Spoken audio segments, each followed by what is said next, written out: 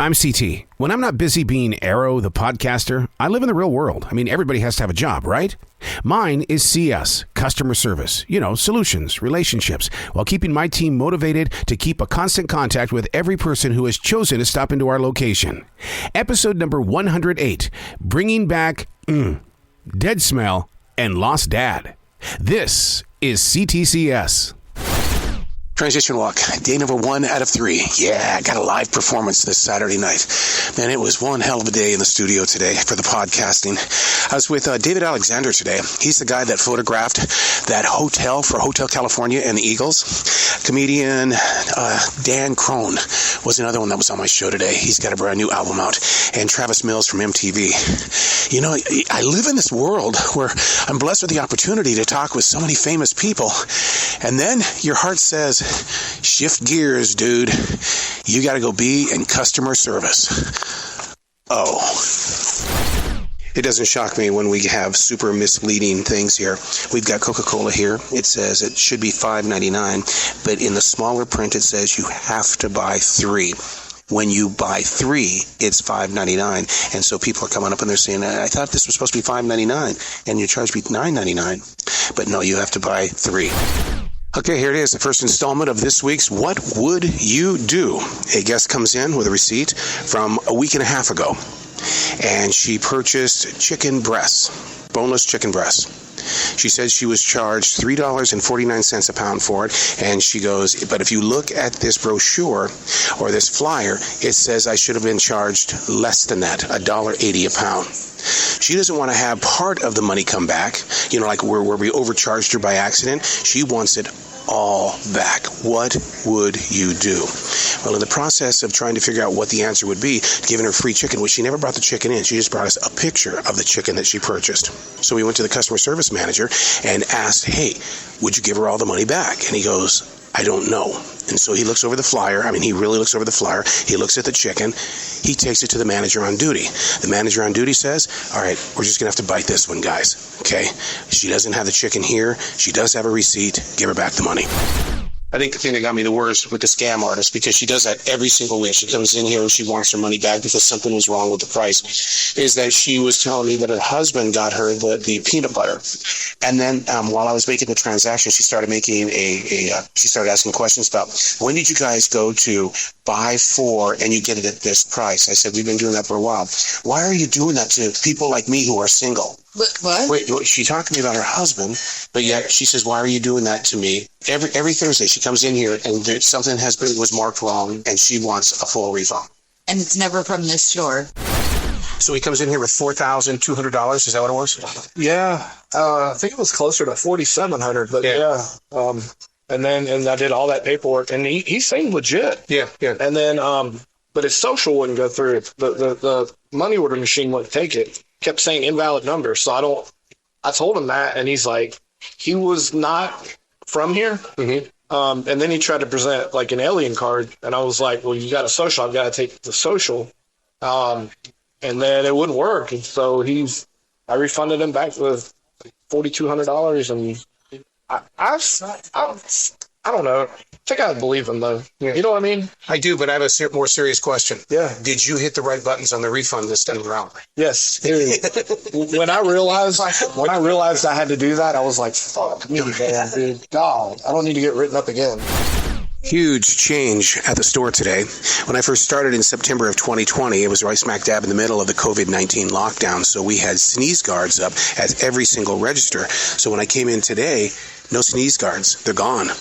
It's not like that COVID went away. It's not that we still don't have the RSV or have some sort of flu. It's gone. And I'll tell you what, the people on the registers are upset because they feel unprotected.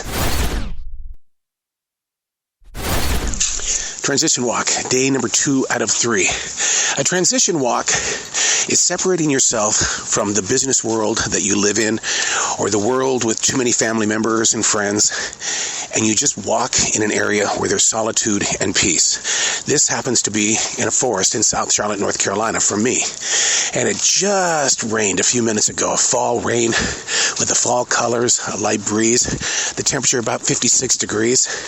See what I mean? Solitude. The sun is kind of just barely shining right now. It's this kind of stuff on these transition walks that I'm able to plant it inside my heart so that when I go into customer service, where there's a bunch of liars and stealers and people that will just try to get away with anything, you remember this, the transition walk, where you found that place of personal peace. What is the difference between a panhandler and somebody who is collecting music inside a shopping center parking lot? But if you listen closely, he's on a violin. He's playing the music and he's collecting a lot of money. You can tell the numbers are up with RSV as well as the COVID numbers. They're up in this region because people are masking up. Nobody's telling them to do it. They're just masking up. I'd say probably maybe just a little less than half of the people that are coming through the store on a Friday afternoon are wearing masks. So it's kind of weird to see them, especially on the very week that we took down our plastic, sneeze guard. It's down and COVID's up. Okay. It literally smells like somebody has died here in this bathroom. It is so it's bad. There's nothing on the floor, but it smells so bad in here. Okay, we gotta get the trash or something out of here. It's really bad. Here's an update on the unbelievably bad smell and odor in the men's bathroom. We've just got reports that even the meat department is having problems back there, and they're fiercely trying to clean up the area so that people don't think that it's the meat that is stinking. So it looks like it's going to be a sewer situation is what it is. So I'll keep you up to date. We've had this before. It was like drilling for oil, and all of a sudden it started shooting up. So I'm hoping that doesn't happen tonight. Transition walk, day number 4. Can you hear that wind inside this forest of trees? Beautiful fall day. Was it like 64 degrees? Day number 4 of the transition walk in C.S. customer service. I had a live performance last night. Oh my God. There's just no feeling like it to be on a live stage. And I think the reason why I love it so much is the mystique of it all. If I play this song right now, how will people react? Will it be positive, negative? Will people walk away? Will it invite others to come in? What happens with this one moment?